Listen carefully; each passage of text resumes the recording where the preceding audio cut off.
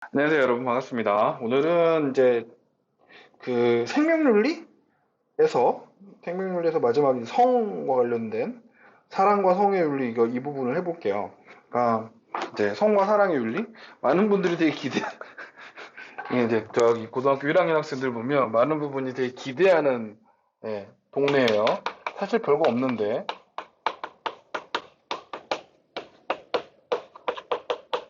왜냐면 우리는 교과목이니까요. 여기서 무슨 무흐한 상황을 기대하는 건 좀 오바죠. 말도 안 되는 얘기고. 그래서 우리는 교과 과정상에서 있는 얘기를 해봅시다. 여기서는 그렇게 어렵진 않습니다. 사실은 얘는 좀 뭐랑 연결이 된 거냐면, 옛날식으로 하면은,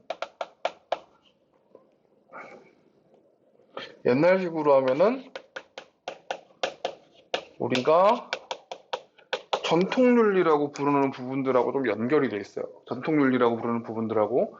그래서 약간 좀 유교적인 내용도 좀 많이 나옵니다. 어쨌든 뭐 쭉 보시죠. 첫 번째 페이지를 보시면 성과 사랑의 윤리 보시면 성의 의미와 가치 이게 보이죠. 그러니까 기본적으로 이것도 굉장히 잘 나오는 얘기인데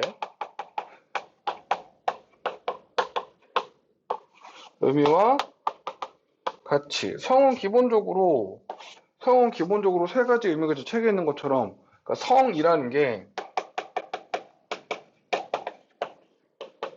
생물학적인 성이 있어요. 우리는 얘를 뭐라고 부르냐면 섹스라고 부르죠. 보통 그 섹스라는 표현이 굉장히 우리가 무흐한 표현으로 알고 계시는데 그런 거 아닙니다. 그래서 정말 성별을 얘기할 때 성별을 섹스라고 하는데 자, 생물학적인 성이 있고요. 그 다음에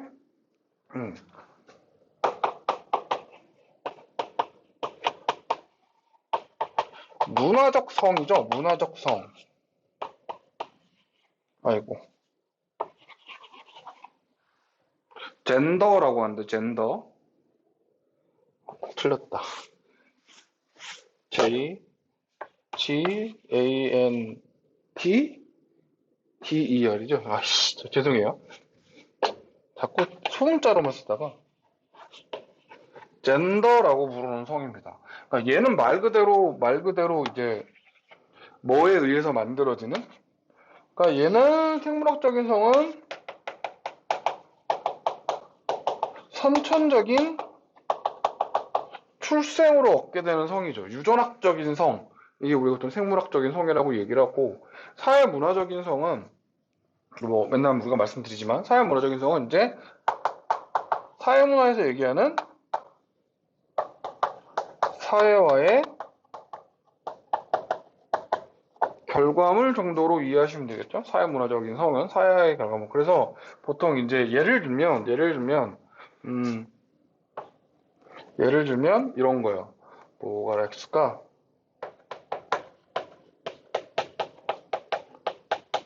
남자다움, 여자다움 이런 것들이 우리가 흔히 얘기하는 사회문화적인 성이에요. 우리가 보통 젠더 그 성 역할이라고 부르는 성 역할이라고 할 때 여기서 부르는 성의 의미가 바로 사회문화적인 성이죠. 젠더입니다. 그 다음에 이제 욕망으로서의 성, 그렇죠. 섹슈얼리티. 으로서의 성 뺄게요. 욕망으로서의 성. 섹슈얼리티는 말 그대로 뭐를 추구하는 거? 그러니까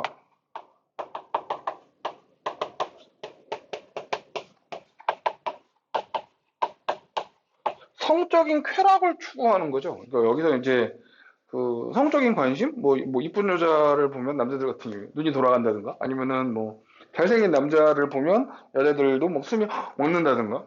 실제로 그렇죠. 남자들만 이쁜 여자 보고 눈 돌아가는 거 아닙니다. 여자분들도 이제 잘생긴 남자들 보면 음, 유튜브 하는 그 사람 중에 노잼봇인가? 그냥 구급 공무원 시험 공부하시는 분이었어요. 뭐 하루 종일 유튜브 틀어놓고 뭐 했냐면은 그냥 공부했어요. 6시간인가 공부하는 영상만 유튜브에 올려놓은 거지. 생방으로, 라이브로. 근데 구독자가 잘생겼거든. 그거 무시 못합니다. 이런 거예요. 성적 쾌락을 추구하는 거. 예. 이런 게 성이죠. 그러면 이게 이제 성의 의미고, 그 밑에 보시면 이 생물학적인 성은 이제 어떤 가치랑 이어지냐면 이제 거기 보시면 생시적 가치랑 이어져요. 꼭 그런 건 아닌데 생시적인 가치랑 이어집니다. 그러니까 보통은 생물학적인 그 성의 가치는 좀 다르게 얘기하죠. 죄송합니다. 다르게 이야기하죠. 그 다음에 성의 가치는 일단 첫 번째 뭐가 있고요? 생시적 가치. 어렵지 않아요. 생시적 가치는 뭘 얘기하는 거냐면 말 그대로 후손을 잇기 위한 거죠. 그러니까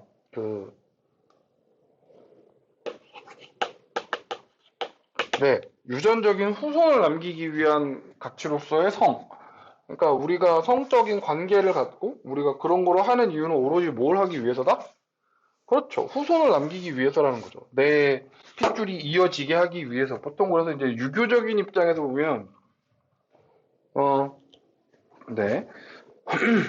유교적인 입장에서 보면 좀 이따 얘기를 합시다. 그 다음에 두 번째로 성의 가치 두 번째 가치는 우리가 흔히 얘기하는 쾌락적 가치. 예.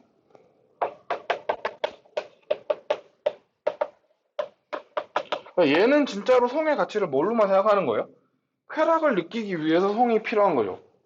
성적 쾌락이라는 게 사실은 인간이 갖는 뭐라 그럴까요? 쾌락 중에 가장 큰 쾌락 중에 하나니까요. 세 번째로는 이제 인격적인 가치. 성의 가치라는 게 말 그대로 사랑받는 거죠. 책에 보시면 어렵게 생각하지 마세요. 사랑받는 거죠. 인격적 가치라는 거는 내가 나와 다른 성을 가지고 있는 혹은 나와 같은 성을 갖고 있는 누군가를 사랑하고 애정하고 이런 거죠. 우리 아들, 제 딸, 아니면 내 아내, 아니면 우리 와이프 입장에서 내 남편 이런 식으로요.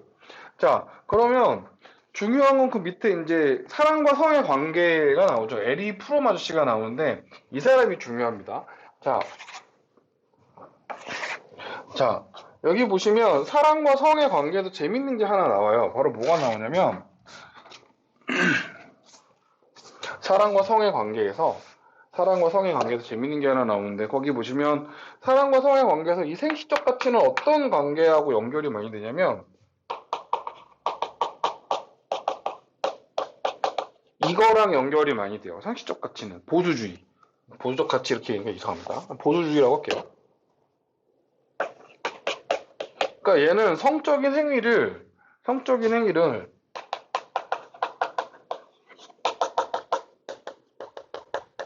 사랑과 성의 관계 이렇게 얘기를 하면 얘는 보수주의. 그러니까 성적인 관계는 뭐 해야만 한다? 가문을 잇기 위해. 그러니까 거기 보시면 성행위의 목적이 뭐라고 나왔어요? 그쵸?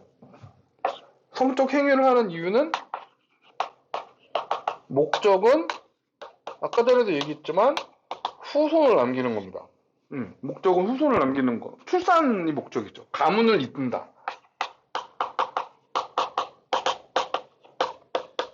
가문을 잇는다는 개념에 가깝습니다. 그 다음에 그러니까 얘는 가문을 이어야 되기 때문에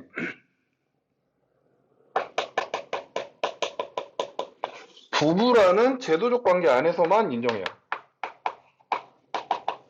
부부라는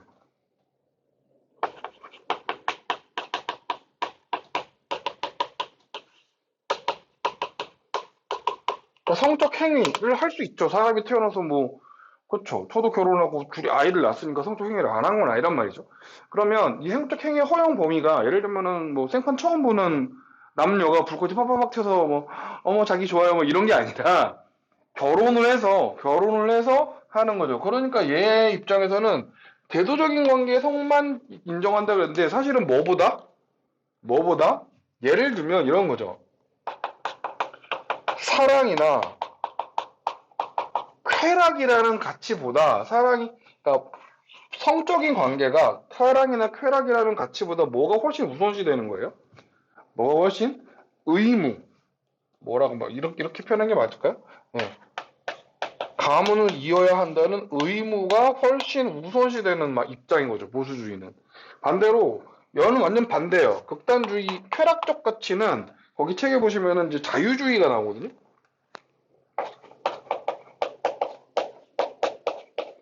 자유주의가 나와요. 자유주의가 등장하는 얘는 목적은 뭐냐? 아, 쉬워요. 쾌락이에요. 그러니까 자유주의적인 입장에서의 성은 뭐를 얻는 게 목적이다? 쾌락을 얻는 거. 그러니까 예를 들면 뭐 진짜로 길 가다가 어떤 남녀가 눈이 마주쳤는데 파파팍 하고 갑자기 모텔로 가는 거죠. 가능해요. 얘는 얘 입장에선. 왜? 쾌락을 얻는 게 목적이니까. 그래서 조심해야 될 게, 그, 쾌락을 얻긴 얻는데, 예를 들면 이런 건 안 되죠. 나는 거부하는데 나는 거부하는데 이쪽 사람이 쾌락을 얻기 위해서 막 끌고 가. 이건 아니에요. 그러니까 그렇기 때문에 이 쾌락을 얻는다는 목적이 있긴 하지만 반드시 뭐가 동의돼야 되냐면,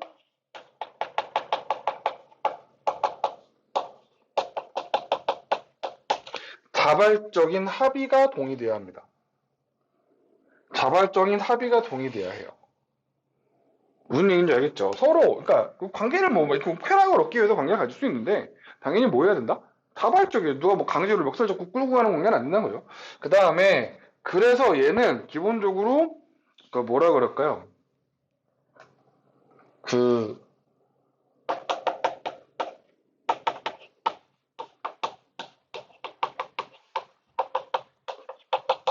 성적인 자기결정권 이거를 대단히 중시합니다. 그러니까 자신이 결정하는 거죠. 이 쾌락을 얻을까 말까는 누가 결정하는 거다? 내가 결정하는 거라는 거죠. 그러니까 뭐 여기에 대해서 뭐 너님이 왈가왈부할 이런 일이 아니다. 이런 얘기를 하는 겁니다. 자, 인격주의는 뭐냐면 말 그대로 여기서 우리 이 사람과 성의 관계에서는 중도주의적인 입장이죠. 그러니까 얘는 성적인 관계를 왜 갖느냐? 성적인 관계를 갖는 목적은 얘는 이거예요.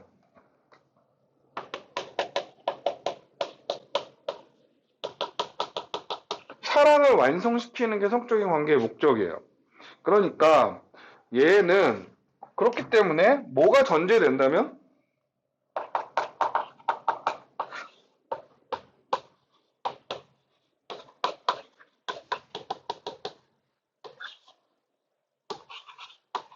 사랑이 전제되어 있다는 하에서 뭐가 허용되는 거예요?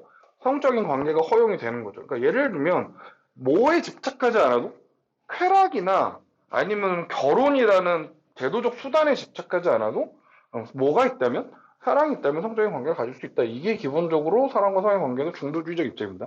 그러니까 시험에서 생각보다 얘가 되게 많이 언급이 되는데 실제로 더 중요한 거는 바로 위에 나오는 에리 프롬의 입장입니다. 사랑을 구성하는 요소. 그러니까 자 항상 제가 그 말을 했죠. 생활과 윤리에서는 뭐가 되게 중요하다고? 학자가 사실 대단히 중요하다고 말씀드렸습니다. 그래서 학자가 나오는 표현은 항상 주목하셔야 되고요. 이 에리 프롬이라는 사람이 쓴 책 이름이 뭐냐면 사랑의 기술이라는 책을 썼답니다. 제목만 들으면 무슨 연애 지침서 같지만 아닙니다. 사랑이라는 것에 대해서 굉장히 대단히 깊게 학문적으로 접근한 책입니다. 난해한 책이에요. 저도 보다가 이랬다는 굉장히 어려운 책입니다. 그래서 여기서 이제 에리 프롬은 이제 여기 잘 보세요. 죄송합니다. 기본적으로 에리 프롬은 사랑을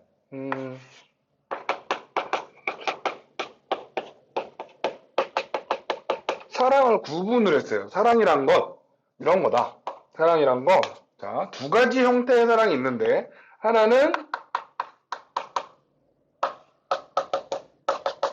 소유하는 스타일, 양식이라는 표현을 쓰니까 이거 프롬이 제대로 에리 프롬이 표현한 거라서 그냥 그대로 해보면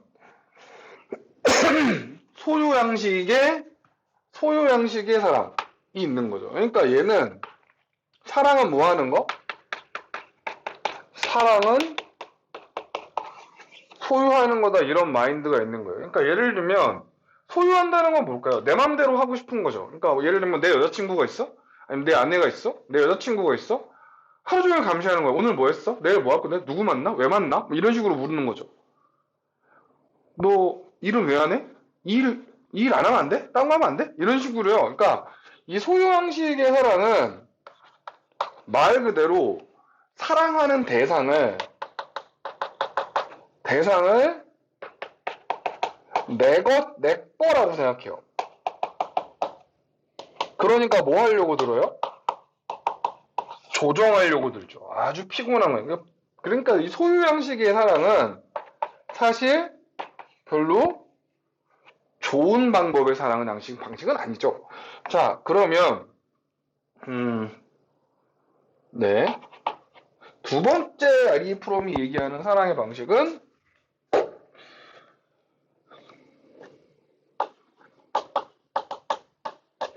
존재 양식의 사랑이에요. 자, 소유 양식의 사랑은 말 그대로 상대방을 뭐 하는 게 목적? 소유하는 게 목적이에요. 그걸 사랑이라 생각해. 그런데 존재 양식의 사랑은 그 존재를 인정하는 거라는 데서 출발을 해요. 그러니까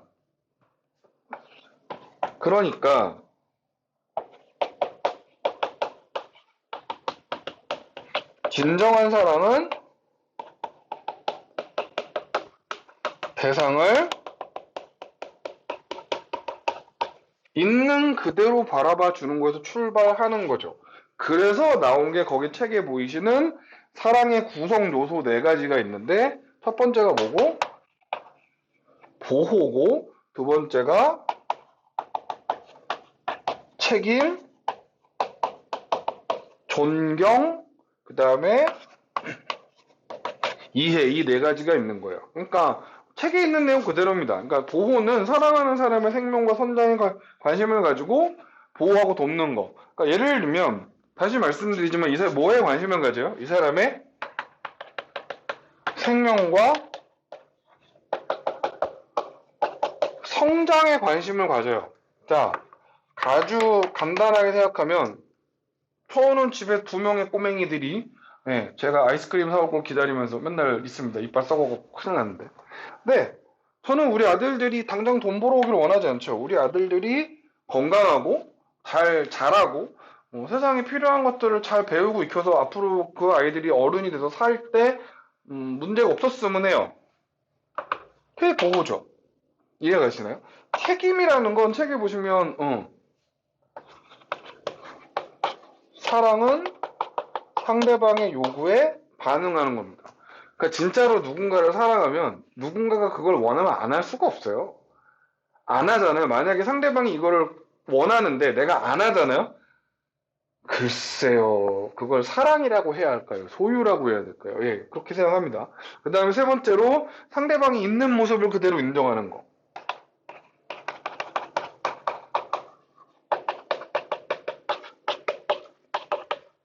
있는 모습을 인정해주는 거. 이거 대단히 중요하죠. 이해하는 거. 상대방의 개성을 이해하는 게 또 사랑의 시작이 되겠습니다. 이거는 에리 프롬 얘기는 대단히 중요한 거. 특히 이 소유 양식의 사랑, 존재 양식의 사랑은 대단히 많이 언급이 됩니다. 수험에도 잘 나오니까 기억을 해주십시오. 자, 그러면 다음 페이지를 넘어가 볼까요? 사랑과 성과 관련된 윤리 문제. 여기서 이제 성차별 얘기가 나오는데 요건 잠깐 요거 좀 지우고 갑시다. 자, 오늘따라 이 칠판이 마음에 안 드네요. 저는 이렇게 지저분한 칠판 싫어하는데. 뭐가 문제일까요? 지우개가 문제일까요?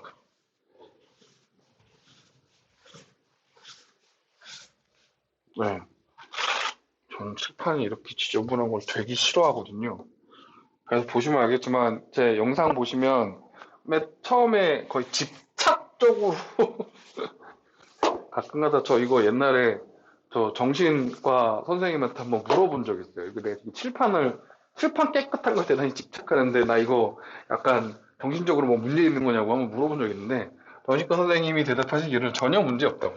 결벽증도 아니고. 집은 되게 또 지저분해요. 이런 얘기하면 되게 웃기지만. 자, 오케이. 성과 관련된 윤리 문제. 여기 성차별 문제가 나왔습니다. 자,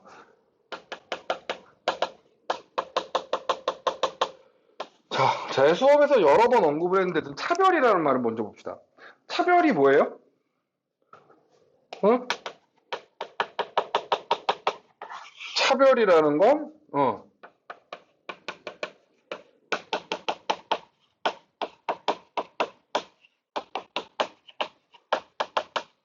내가 극복할 수 없는, 내 노력으로 극복할 수 없는 조건을 내걸고서, 이거를, 예,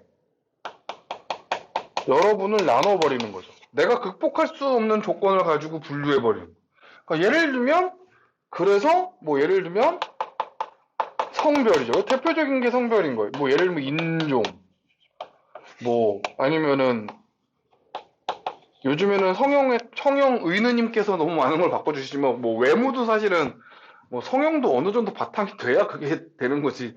싹 갈아엎는 성형은 본인도 위험하죠. 그러니까 이런 거죠. 이런 것들이, 이 중에서 특히 성별에 따른 성별로 분류해버리는 거. 이런 게 바로 성차별이죠. 그 성차별이 왜 생기냐?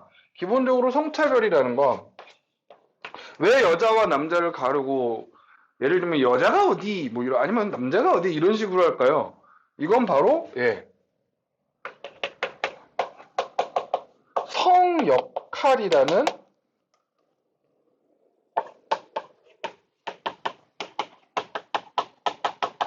고정관념에서 시작됩니다. 그러니까 성차별이라는 건, 그러니까 아까 전에도 말씀드렸지만, 남자는 이래야 돼, 여자는 이래야 돼, 이런 생각에서부터 출발한다고요. 그 책에 보시면 고정되고 경직된 인식에서 출발한다고 나왔잖아요. 그죠? 성차별이라는 건 뭐요? 고정되고 경직된 인식에서 출발하더라. 그래서 다시 말씀드리지만, 남자는 이래야 돼, 여자는 이래야 돼, 이런 인식 자체가 성차별을 만들 수 있죠. 그래서 당연하겠지만 이거의 문제점은, 성차별의 문제점은, 여러분, 이게 보통 이제 우리가 흔히 얘기하는 성차별은 거의 대부분 여성이 차별받는 게 많아요. 남성 차별보다 여성 차별이 좀 수적으로도 많고 양적으로도 많고 역사적으로도 길거든요. 근데 현대 여성은 꼭 여성만 차별당하는 건 아닙니다. 예, 어느 상황에서든 누군가 차별당할 수 있어요. 성이 다르다는 이유로. 이 문제점은 뭐냐면, 이 성차별에 하는 문제점은,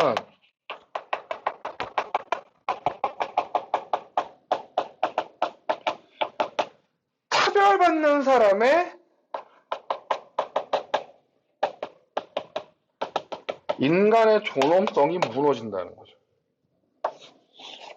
그러니까 예를 들면 직장에서 저는 그런 케이스도 많이 봤어요. 제가 이제 학원 강의를 하다 보니, 제가 이제 학원 강사 맨 처음 초반에 할 때, 아기 때, 제가 이제 꽤 오래 전에, 한 20년 전에 처음 할 때는 이제 초등학생들, 중학생들을 가르치는 학원에서 처음 강의를 시작을 했어요. 중학생 가르치는 강의를.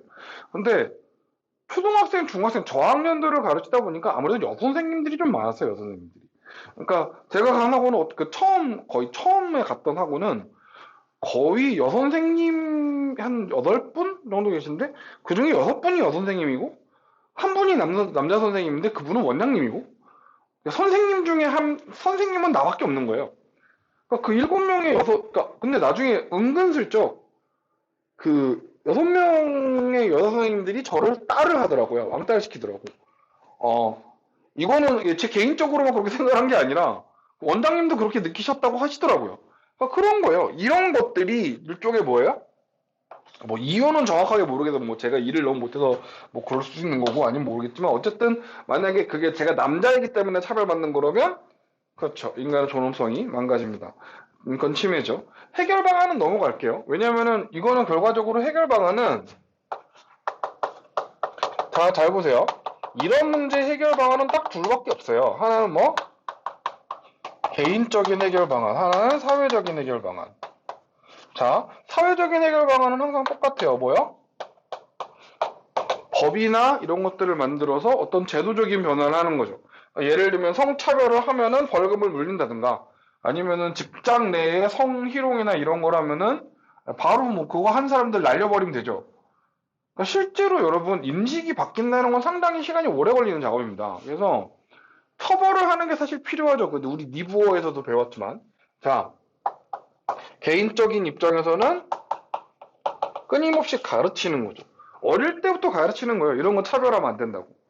네, 가르치는 겁니다. 그러니까 성차별은 좋지 않은 것이고 너네들이 하는 것이 옳지 않다라는 걸 어릴 때부터 계속 가르치면은 혹여 성차별을 하게 되더라도 약간의 죄책감과 그런 양심의 찔림을 얻게 되겠죠. 그런 것들이 사실은 되게 중요한 겁니다. 그 밑에 보시면 샘 팁에 보시면 양성평등을 주장한 밀의 주장이 나오는데 그러니까 예를 들면 밀은 아시죠? 여러분 공리주의자 그 밀이요. 질적 공리주의 얘기한 그 밀. 그러니까 공리주의의 입장이 기본적으로 이거잖아요. 최대 다수의 최대 행복.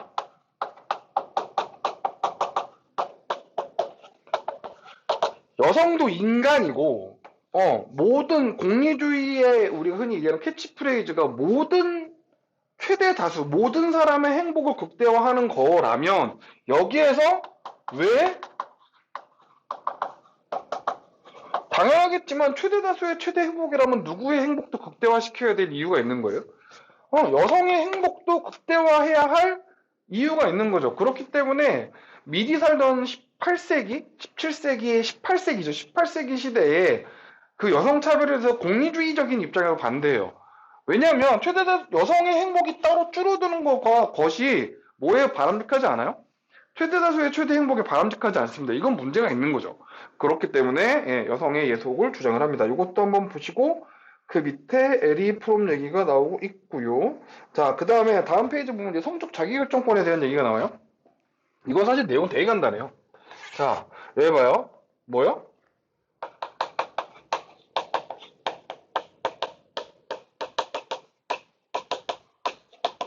자, 얘는 말 그대로 풀어보면 성적인 행동을 할 때 뭐라고요?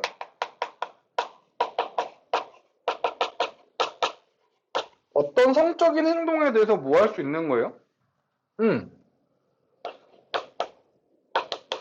자신의 의지와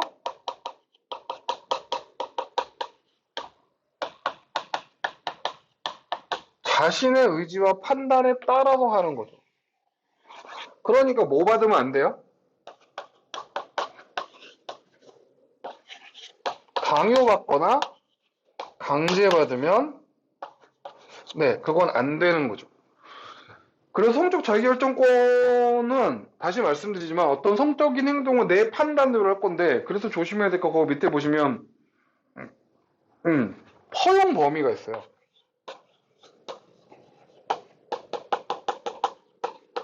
자, 일단 뭐를 깨뜨리면 안 돼요? 타인의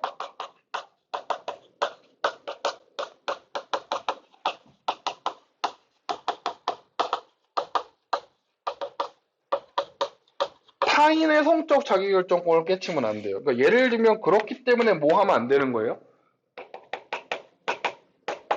성추행이나 성폭력 같은 건 당연히 안 되는 거예요. 왜요? 한쪽의 의사만 강요되잖아요. 그죠? 예를 들면 내가 성적인 관계를 말씀했지만 인간의 쾌락 중에 가장 큰 쾌락이니까 내가 성적인 관계를 갖고 싶은데 뭐 해서? 그 상대방은 원하지 않아요. 난 하고 싶어. 그럼 뭐 하는 거예요? 어디 구석으로 끌고 가서 뭐 해? 이런 거 하면 안 된다는 거죠. 왜요? 그 사람의 성적 자기결정권을 존중해야지. 여러분, 그걸 무시하고 하는 건 여러분 강간이고, 강도입니다. 뭐 사람 뭐 몸만 안 다치기, 뭐 지켜랑만 채우면 다야? 그런 건 범죄입니다, 여러분. 다 절대 하면 안 되는 거예요. 자, 그 다음에 두 번째는 뭐요? 그러니까 나의 인격을 깨트리면 안 돼요. 나 자신의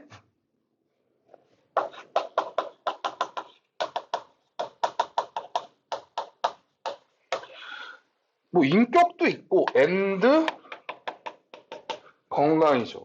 뭐 예를 들면은 뭐 그런 성적 쾌락에 완전 막 정신줄 놔서 막 진짜 몸 상해가면서 하는 애가 있어요. 그리고 뭐 예를 들면은 정신병도 있죠. 그 중독 증세도 있잖아요. 그거 중독. 옛날에 골프 선수 되게 유명한 골프 선수가 한번 걸렸다고 얘기가 나는데 그런 거는 그 사람의 인격을 파괴시키죠. 자기도 모르게 그러고 있는 거니까. 네. 이런 것들은 하면 안 되고요. 그렇기 때문에 거기 뭐 책임과 인격을 바탕으로 하는 성적 자기결정권이 있다. 이런 거 넘어갈게요. 자, 요 정도? 다시 말씀드리지만 수능에서 그렇게 잘 나오는 동네는 아닙니다. 알고는 계셔야겠지만. 자, 그 다음에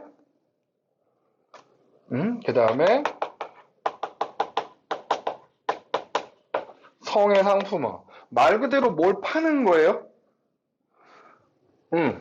얘는 성을 가지고 이익을 만드는 거죠. 성을 이용해서 이익을 만들어내는 거예요. 그래서 성상품화는 크게 두 가지가 있어요. 자, 성상품화의 종류는 크게 두 가지가 있는데 하나는 직접적인 성상품화가 있고 하나는 간접적인 성상품화가 있어요. 직접적인 성상품화는 뭐냐면 말 그대로 성 자체를 파는 거죠.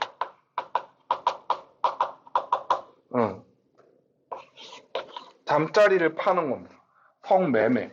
그러니까 참고로 거의 대부분의 나라에서 이런 거 불법입니다만 이런 거 허용한 나라도 있어요. 그러니까 예를 들면, 그러니까 이제 성상품화에 대한 성매매에 대한 논란은 이거를 성매매를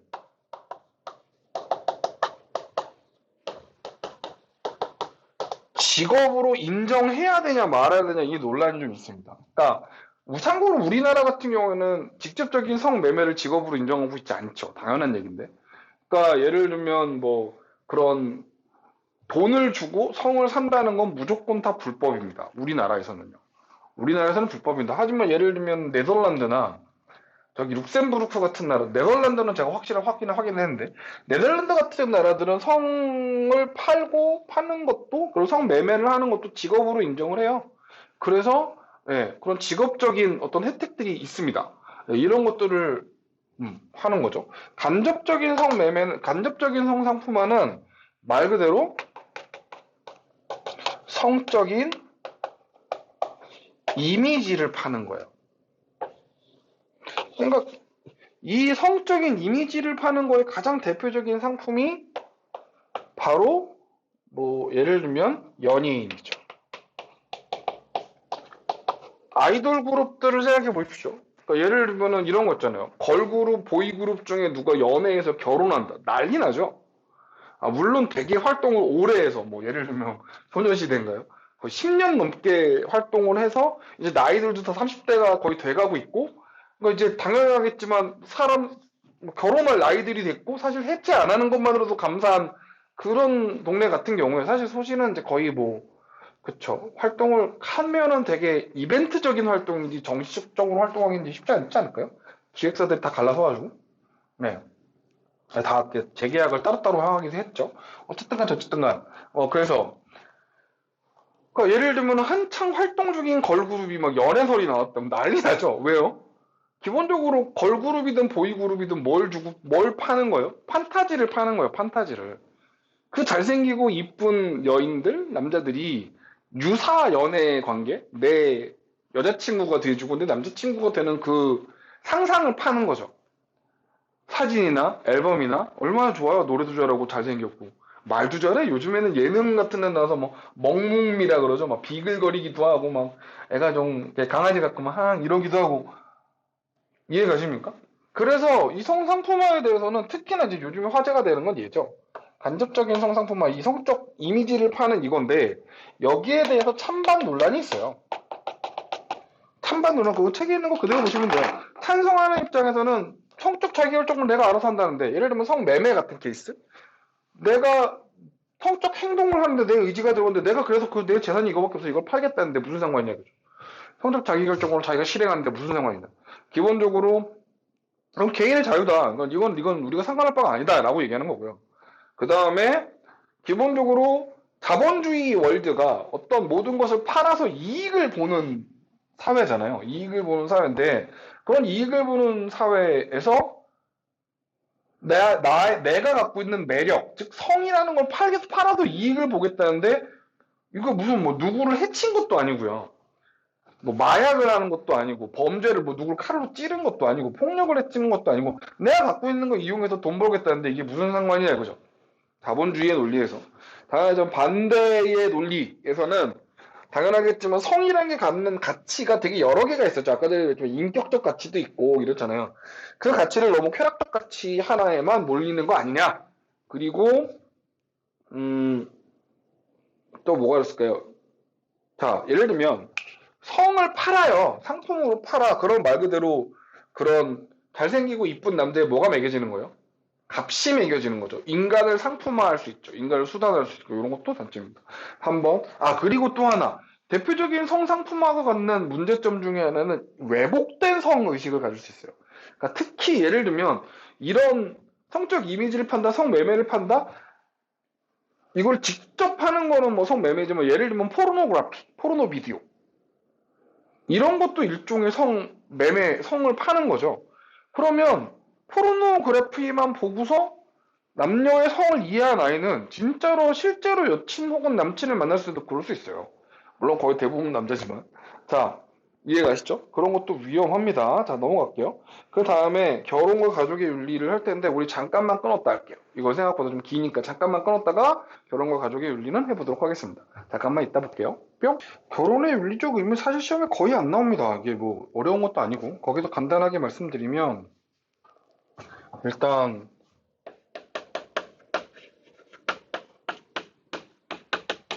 그러니까 여러분들이 이제 그 기출문제집을 푸실 때 조심하셔야 될 게, 2015년? 그러니까 기출문제에서 2015년이라고 써있는 그 이전 문제는 이쪽 파트는 푸실 필요가 없어요.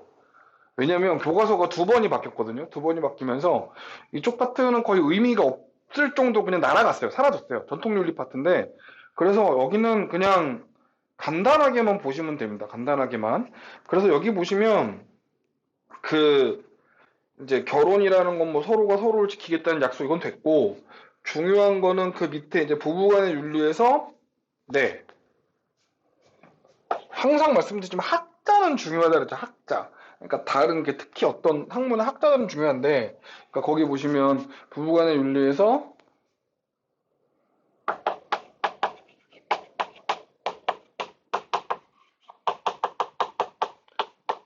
시몬느 드 보바르 부인이라고 얘기하는데 이 언니는 실존주의 철학자로 대단히 유명하고요. 우리가 흔히 얘기하는 페미니스트의 거의 시초격인 인물 중에 하나예요. 이 사람이 페미니스트 만들었다 이런 건 아닌데 가장 대단히 유명한 거고 그래서 이분은 우리가 흔히 얘기하는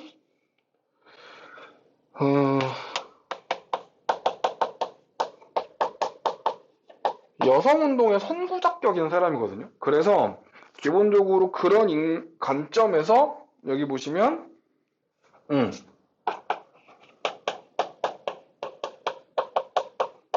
모든 인간은 책에 보시면 모든 인간은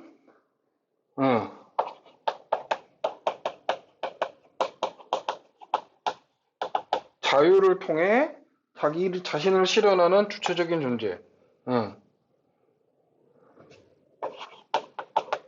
자신을 실현하는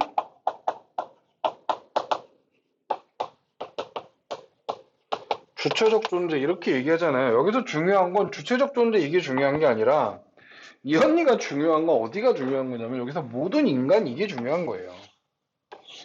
여성운동이라고 그랬잖아요. 그래서 여기에서 그렇지 여기서 모든 인간은 남성과 여성의 구별이 없이 정말 모든 사람이 똑같은 거죠. 그리고 주체적인 존재다라고 해서 이 언니는 또 여성운동가 얘기하긴 하지만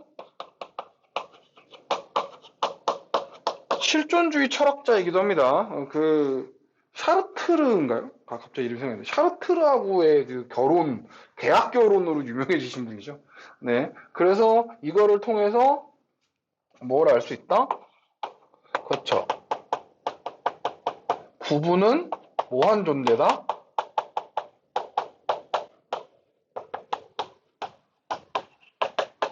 부부는 평등한 존재구나. 이걸 알 수 있습니다. 그 다음에 두 번째, 그 길리건. 자, 이분 하면 이분 좀 지금 살아계신 분인데. 이분은 배려의 윤리, 이제 이 부분이 나오는 부분은요. 그러니까 이분은 그 보시면은, 부부는 서로 뭐하고? 배려하는 거죠. 자, 그러니까 예를 들면 배려라는 게 뭘까요? 남을 배려해 준다는 게. 예를 들면 이런 거죠. 뭐, 제가 결혼을 처음 하고 이제 저희 큰 애가 태어났어요. 큰 아들이 태어났는데, 어, 당연하겠지만 이제 큰 아이는 이제 모유를 수유를 했단 말이죠. 그러니까 밤에 애기들 갓 태어나면 2시간에 한 번씩 깨요. 한 100일 때까지. 되게 힘들거든요.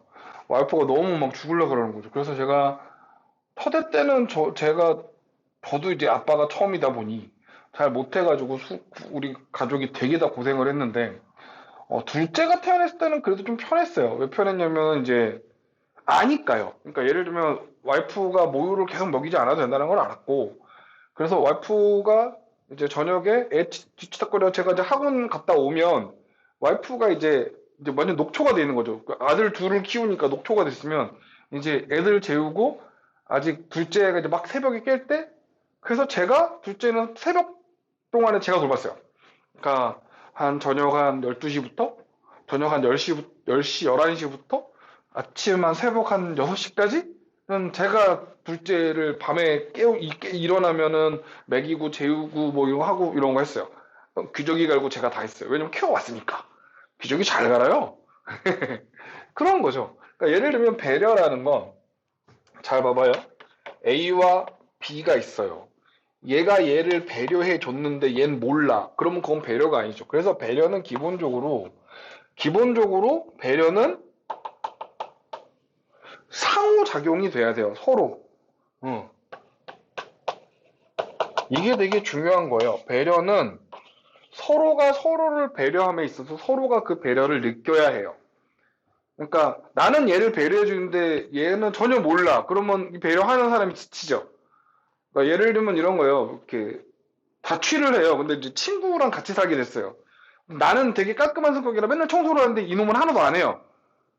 그럼 막 어지르고 다녀. 처음에는 내가 하지만 나중엔 짜증나죠. 그렇게 되는 거랑 마찬가지입니다. 자, 그래서 이 길리건의 배려윤리. 그러니까 이 배려윤리가, 그래서, 저는 좀 뒤쪽에 심화로 배려윤리를 설명했는데, 이게 교과서가 바뀌면서 배려윤리 내용이 좀 많이 빠졌어요. 그래서 그렇게까지 어렵게 나오진 않습니다. 그냥 요 정도의 의미. 우리 책에는 뒤쪽에 제가 배려윤리 내용을 쫙 해놨는데 그게 수능에 잘 나오진 않을 거예요. 자, 그 다음에 거기 세 번째는, 네, 전통적인 의미의 부부. 전통적인 의미의 부부. 이거는 보통 이제 우리가 뭐 얘기하는 거냐면 유교 얘기하는 거죠. 유교적 윤리에서의 부부를 얘기할 때 거기서 보시면 이제 되게 유명한 표현인, 여러분들은 생각보다 한자를 잘 못해가지고, 자, 서로상 공경하다 할 때 그 다음에 이거는 같을 여, 손님. 그래서 서로 공경하기를 손님과 같아야 한다. 이렇게 되는 거죠. 서로 공경하기를 손님과 같아야 한다. 여기 이거 여는 어조사거든요. 뭐뭐와 같다라는 뜻입니다. 한자 말이 들어가는. 네. 그 다음에 거기 보시면 부부 상경도 유사한 표현이에요. 부부는 서로상 공경하다 할 때 경자. 부부는 서로 공경해야 한다. 같은 뜻이죠. 거기 보면 부부 유별, 뭐 부부 상경, 뭐 다 똑같은 얘기. 그리고 부부는 유교에서도 부부는 음양론으로 얘기해서 뭐 남자는 하늘, 여자는 땅 이렇게 하는데 하늘이 더 우월한 존재는 아니죠. 그죠? 하늘이 더 우월하다 이 얘기를 하는 게 아닙니다. 자, 이렇게 보시면 되겠고요. 그 다음 페이지 넘어갈게요. 거기 배려윤리 이렇게 쭉 나왔죠. 여기서 지금 나딩스 얘기는 여러분 사설 모의고사나 아니면은 사설 모의고사는 아니고 저기 기출문제집을 보시면 기출문제집에 나딩스가 좀 나오거든요. 근데 사실은 네 책이 바뀌면서 나딩스는 출제 가능성이 굉장히 떨어져요. 네, 그러니까 이제 9월 모의고사 6월 이번에 이제 아직은 6월 모의고사 보기 전인데 며칠 있다 볼 6월 모의고사나 9월 모의고사에서 어떻게 나오는지를 보고 나딩스는 출제 여부를 좀 고민을 해봐야 될 것 같습니다. 그때 만약 기회에 나오면 그때 영상 다시 한번 찍어서 여러분께 올릴게요. 오케이, 넘어가겠습니다. 그 다음 자 가족 해체의 문제점과 가족 논리 여기는 한번 읽어볼게요. 여러분도 한번 읽어보세요. 별로 할 얘기는 아닙니다. 네, 넘어가죠.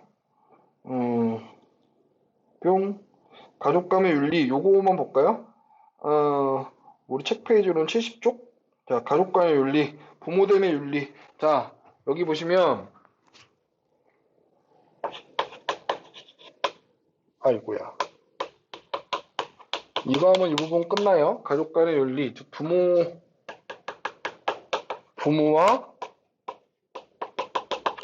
자식 간의 윤리죠. 기본적으로 우리가 부모와 자식 간의 윤리를 얘기할 때 이렇게 얘기합니다. 부모와 자식이 있으면 부모는 뭘 하고 자애하고 자식은 부모에게 효도하는 거죠. 옛날에는 그래서 이 자애와 효도가 이게 되게 중요했고 많이 언급되는데 이것도 교과서가 바뀌면서 내용이 좀 많이 줄었어요. 그래서 자 거기 보시면 부모는 뭐한 존재? 대가 없는 사랑. 부모와 자식은 자식이 태어나서 최초로 접하는 인간이 엄마죠. 엄마하고 아빠잖아요. 그러니까 그리고 부모는 자녀를 그냥 사랑하죠. 저도 뭐 저희 아들들 사랑하는데 이유가 있네요. 내 새끼니까 사랑하는 거죠. 자, 그 다음에 부모됨의 윤리는 거기 책에 보시면 부모로 책임을 다하고 올바른 윤리관을 세속 실천으로 가르쳐야 하며 자신의 자식뿐만 아니라 자식을 키워준 부모의 은혜에 보답해야 돼. 이렇게 나오고 그 밑에 보시면 이게 쭉 나옵니다. 부모는 이런 거 저런 걸 해야 해. 그거를 한 단어로 정리해서 자애 이렇게 얘기합니다. 그 다음에 그 밑에 자녀의 윤리. 그래서 이제 우리가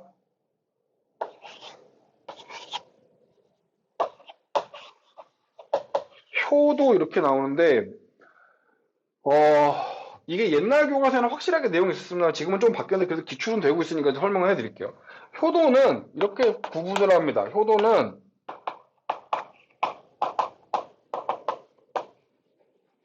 물질적인 것을 해드리는 효도와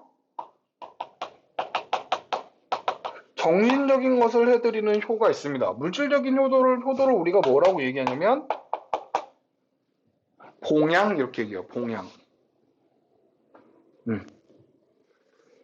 물질적인 걸 해드리는 효도를 봉양 이렇게 얘기합니다. 부모님을 굶지 않고 배고프지 않게 하는 거죠. 정신적인 효도를 해드리는 거 우리가 뭐라고 이야기하냐면 양지 이럽니다. 양지. 그러니까 실제로 이제 그 유교 사상에서는 뭐가 더 중요하다? 네, 정신적인 효가 훨씬 중요하다고 이야기를 하고 있습니다. 이 양지의 항목에 되게 여러 가지가 있죠. 양지의 항목에는 대단히 여러 가지가 있는데요. 뭐 혼정신성 이런 건 이제 안 나오니까 넘어가겠습니다. 그 다음에 거기 보시면 효의 시작을 우리가 뭐라고 얘기하냐면 이렇게 얘기합니다. 그러니까 효의 시작은 부모님을 걱정 안 하게 하는 거거든요. 이게 뭐냐면 불감해상이라는 건 감히 하지 않는다. 훼손하지 않는다. 내 몸을. 그러니까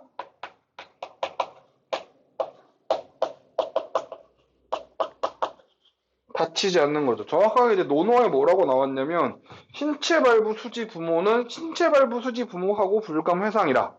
그러니까 신체의 발부, 자라는 모든 것은 부모님이 주신 것이니 불감해상, 감히 훼손하면 안 되고 불감해상이니라 이것이 효지시야라, 효의 시작이니라 이렇게 언급하고 있습니다. 그 다음에 효의 마침, 끝.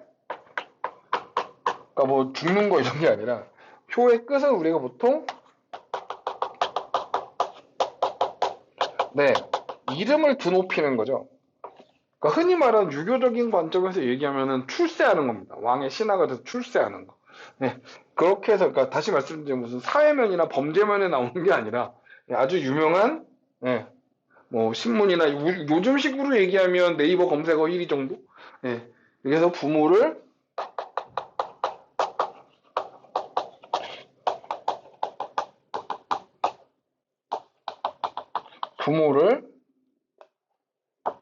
자랑스럽게 하는 거예요. 지금도 왜 그 뭐지?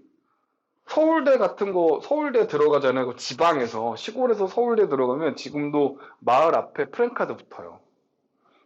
제가 저희 처갓집이 경북 영천에 있어서가지고 한번 옛날에 지금은 장인어른 돌아가셔가지고 영천에 있어서 이제 본 적 있었는데 그때 무슨 생각했냐면